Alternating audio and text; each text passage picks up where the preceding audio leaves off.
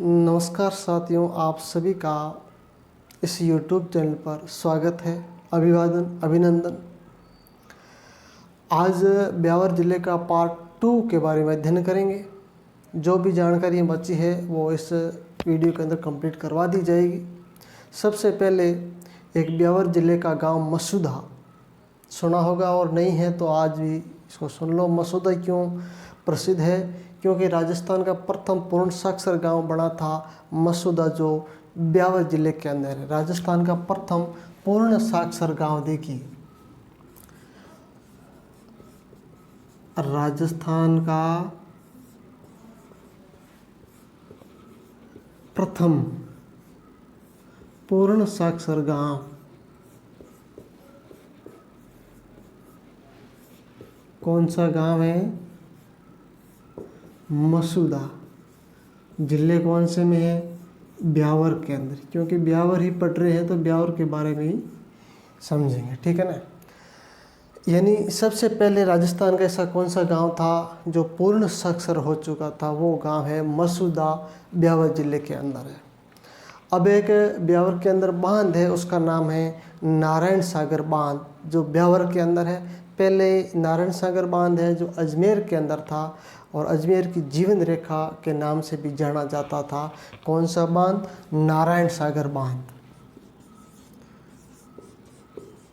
नारायण सागर बांध कौन से जिले में है? ब्यावर के अंदर, ठीक है ना। अब ये बांध है तो बांध बना हुआ तो कोई न कोई नदी के ऊपर बना होगा। यूँ ही तो बांध नहीं होता ना, नदी के ऊपर बना हुआ है। तो उस नदी का नाम क्या है? खारी नदी। कौन सी नदी के ऊपर बांध बना हुआ है? ये बांध है जो खारी नदी के ऊपर बना हुआ है, खारी नदी के ऊपर, ठीक है ना। पहले इसको अजमेर के अंदर पढ़ा जाता था, अब ब्यावर के अंदर।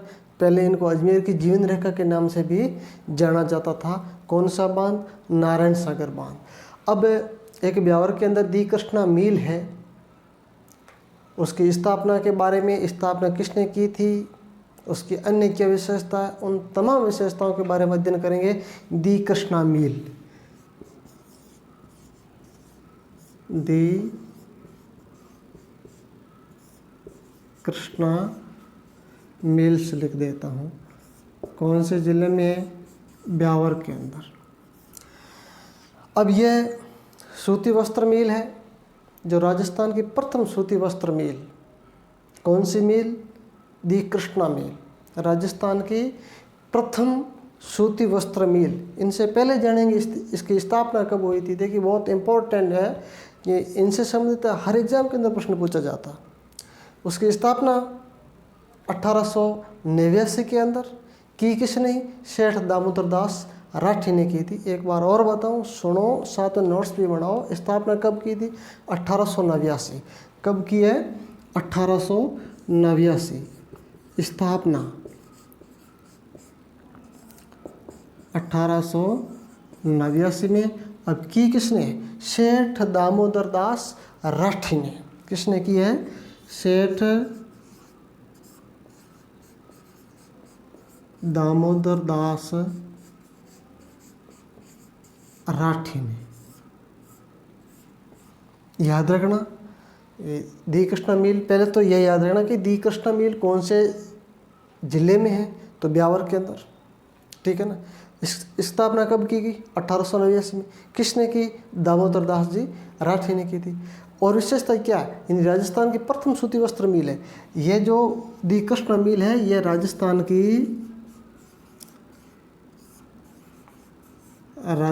की प्रथम सूती वस्त्र मिल है, मिल, ठीक है ना। अब प्रश्न यह भी उठता है, ये प्रथम है तो सबसे बड़ी मिल कौन सी है? उमेद मिल है जो पाली के अंदर है।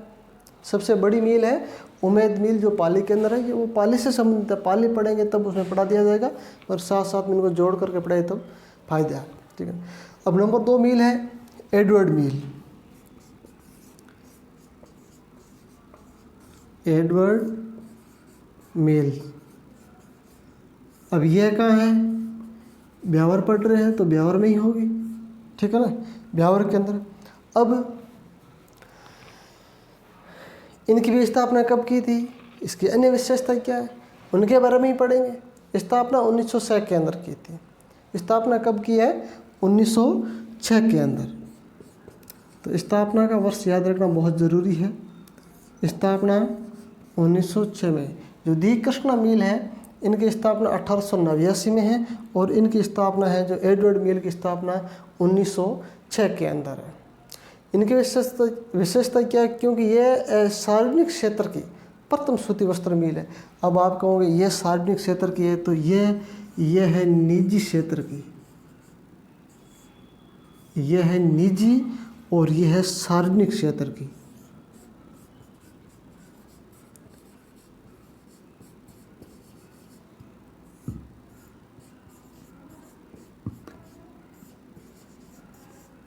प्रथम मील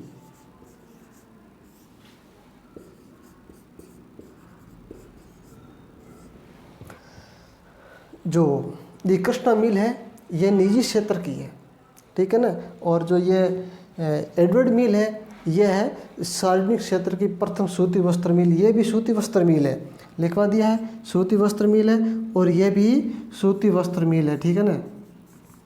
फर्क क्या है कि यह है सार्वजनिक क्षेत्र की, ठीक है ना, और जो दी कृष्णा मिल है, यह है अपने निजी क्षेत्र की, ठीक है। एक मिल और है महालक्ष्मी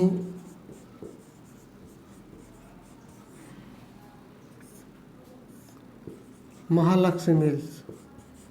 देखो हर बार प्रश्न है तो इनमें से ही पूछा जाता है, ठीक है ना।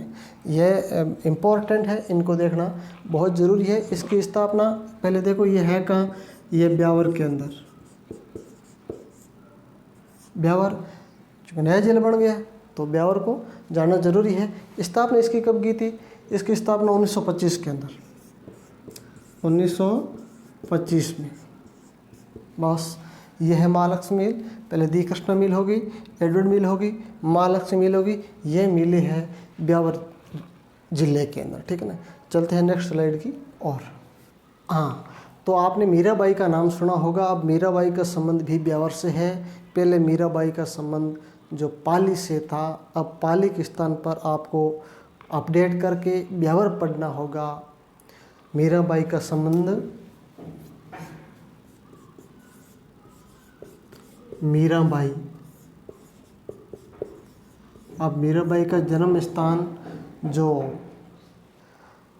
मीराबाई का जन्म स्थान जो कुड़की गांव पहले पाली के अंदर था, अब पाली के स्थान पर ब्यावर में है। जन्म का हुआ था कुड़की गांव के अंदर।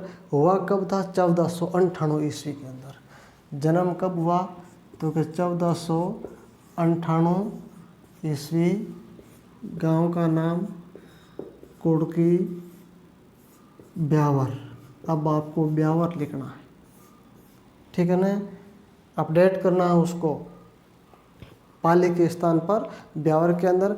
अब जन्म लिख दिया तो मृत्यु भी लिखनी है, क्योंकि मीराबाई से संबंधित हर एग्ज़ाम के अंदर प्रश्न पूछा ही जाता है, चाहे कैसा भी एग्ज़ाम हो। जन्म के स्थान के बारे में, मृत्यु है, जन्म कहाँ हुआ था, मृत्यु कहाँ हुई, पिता का नाम है, पति का नाम है, ये जानकारी अपन ज़रूर देखेंगे, क्योंकि पता नहीं किस प्रकार के क्वेश्चन बन जाते हैं। तो मृत्यु हुई है 1547 के अंदर। कहाँ हुई है, जो द्वारका के अंदर, 1547 के अंदर द्वारका, ठीक है।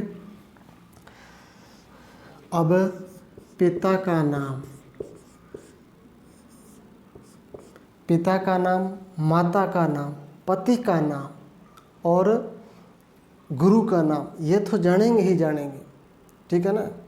पिता का नाम रतन सिंह है, माता का नाम वीर कुमारी है, और पति का नाम है भोजराज, जो राणा सांगा के ज्येष्ठ पुत्र थे, भोजराज, ठीक है ना। पिता का नाम रतन सिंह,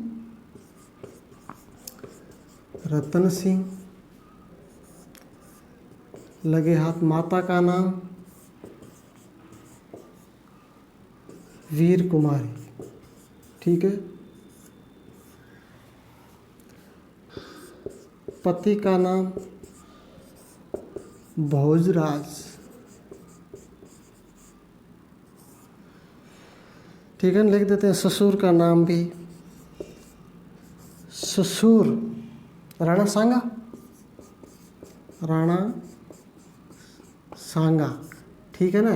जो भोजराज जो राणा सांगा के ज्येष्ठ पुत्र, जो बड़े पुत्र थे, क्या नाम, भोजराज, ठीक है ना। गुरु का नाम, गुरु का नाम क्या है, बहुत महत्वपूर्ण है। गुरु का नाम रैदास। यह है मीराबाई का सामान्य परिचय। मीराबाई का जन्म कोटकी ब्यावर के अंदर पढ़ोगे, ठीक है ना कि पाली में। कब हुआ था, 1498 के अंदर हुआ था। मृत्यु है जो 1547 के अंदर हुई थी, 1547 के अंदर। कहाँ हुई, जो द्वारका गुजरात के अंदर। पिता का नाम रतन सिंह है, माता का नाम वीर कुंवारी है, और पति का नाम भोजराज जो राणा सांगा के ज्येष्ठ पुत्र थे, और गुरु का नाम रैदास। यह है मीराबाई से संबंधित है, ठीक है ना। अब नेक्स्ट पढ़ते हैं अपन। एक सभ्यता है जो ओजियाना सभ्यता। कौन सी सभ्यता, ओजियाना सभ्यता। ओजियाना सभ्यता, ओजियाना सभ्यता कहाँ है, जो ब्यावर के अंदर। कौन से ज़िले में है, ब्यावर के अंदर है, ठीक है ना। पहले कहाँ थी वो भी आपको ध्यान ही है कि भीलवाड़ा के अंदर थे। पहले कहाँ थी, भीलवाड़ा के अंदर। जो बदनौर क्षेत्र है जो ब्यावर के अंदर मिला दिया है, तो साथ में ओजियाना सभ्यता का संबंध भी ब्यावर से हो गया है। अब सबसे पहले प्रश्न यह उठता है कि ओजियाना सभ्यता है तो कौन सी नदी के किनारे है, कौन सी नदी के तट पर है, तो उस नदी का नाम है खारी नदी। कौन सी नदी, खारी नदी, ठीक है ना। यह सभ्यता, इस सभ्यता का संबंध है आहड़ संस्कृति से संबंधित है यह सभ्यता, आहड़, ठीक है ना। तो सबसे पहले जानना चाहेंगे कि कौन सी नदी के किनारे है, तो खारी नदी के किनारे, खारी नदी के किनारे, ठीक है ना। मैं नोट्स के तरीके से बना रहा हूँ और पढ़ा रहा हूँ, ताकि आप साथ साथ में यदि नोट्स बनाना चाहो ना तो बहुत बढ़िया तरीका है, ठीक है ना। बिल्कुल आराम से धीरे धीरे हर ज़िले की अपडेट, जो नवीन ज़िले हैं उनका कौन सा स्थान किस ज़िले में गया है, ठीक है ना, उनके बारे में तो नोट्स भी साथ में बना दीजिए। और इसमें कोई सस्पेंस नहीं है, जो जानकारी दे रहा हूँ वो बिल्कुल फैक्ट जानकारी दे रहा हूँ, ठीक है ना। और यदि फैक्ट जानकारी नहीं है तो उसको मैं आपके सामने लाता भी नहीं, और होता है तो उसके बारे में बता दिया जाता है, ठीक है ना। अब तो आप है तो चैनल को सब्सक्राइब कर दीजिए और अपने मित्रों के साथ भी शेयर कर दीजिए, ठीक है ना। चलिए, अब सभ्यता है तो इसका उत्खनन भी किसी ने करवाया होगा। उत्खनन करता कौन थे, ये अक्सर प्रश्न हर एग्जाम में पूछा जाता है। BN मिश्र। उत्खनन किसने करवाया था, BN मिश्र ने करवाया था। उत्खनन करता, उत्खनन करता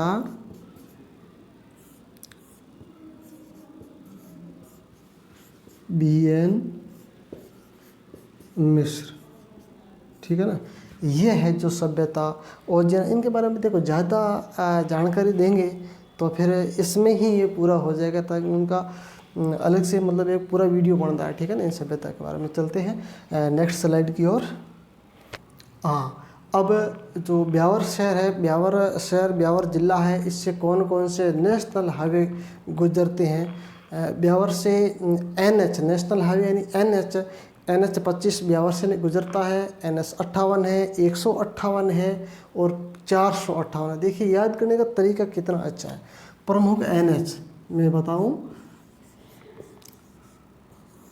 प्रमुख NH जो नेशनल हाईवे है, तो पहला है 25, ठीक है ना। फिर आता है 58, फिर आता है 158 और फिर है 458। 25, 58, 158, 458, 25, 58, 158 और 458। बस 58, 58, 58, 25 को याद रखो, ठीक है ना। बिल्कुल सिंपल ही है। अब ब्यावर के अंदर एक दुर्ग है जिसका नाम है टोडगढ़ दुर्ग, उनके बारे में भी पढ़ेंगे। गिरी सुमेल का युद्ध का संबंध भी ब्यावर से, उनके बारे में भी पढ़ा जाएगा, ठीक है ना। तो पहले टोडगढ़ दुर्ग के बारे में पढ़ते हैं। कौन सा दुर्ग है?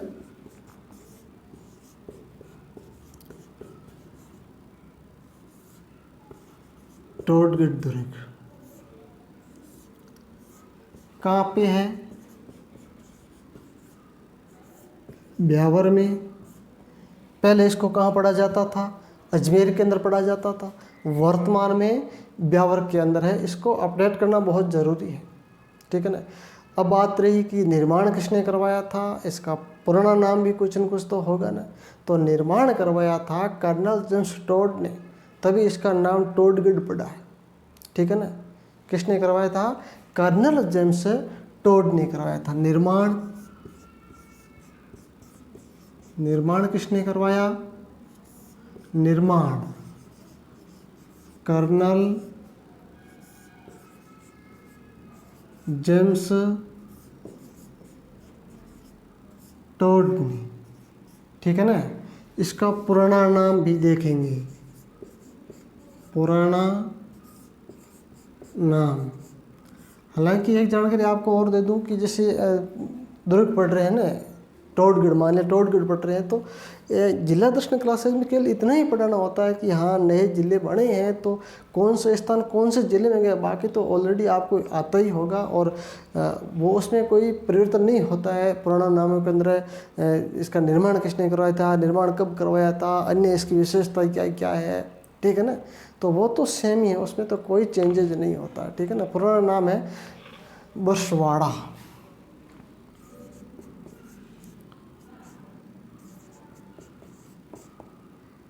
बरसवाड़ा, ठीक है ना। बरसवाड़ा इसका पुराना नाम है। अब मैंने आपको बताया था कि गिरी सुमेल का युद्ध, गिरी सुमेल का युद्ध, कौन सा युद्ध? गिरी सुमेल का युद्ध के बारे में भी पढ़ेंगे।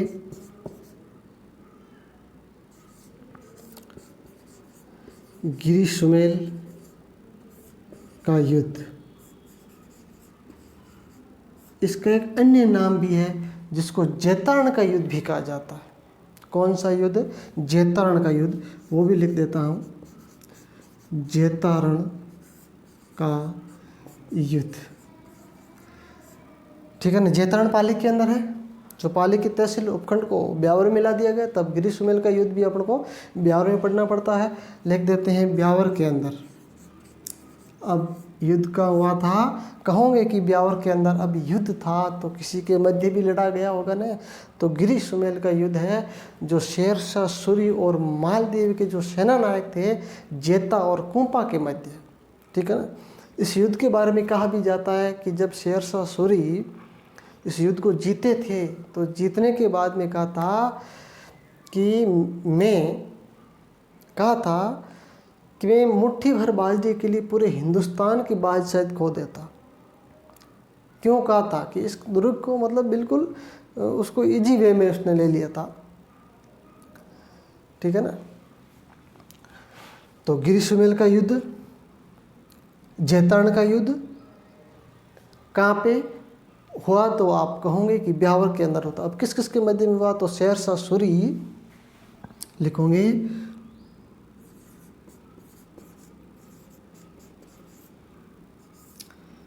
शेरशाह सूरी वर्सेज मालदेव के सेनानायक,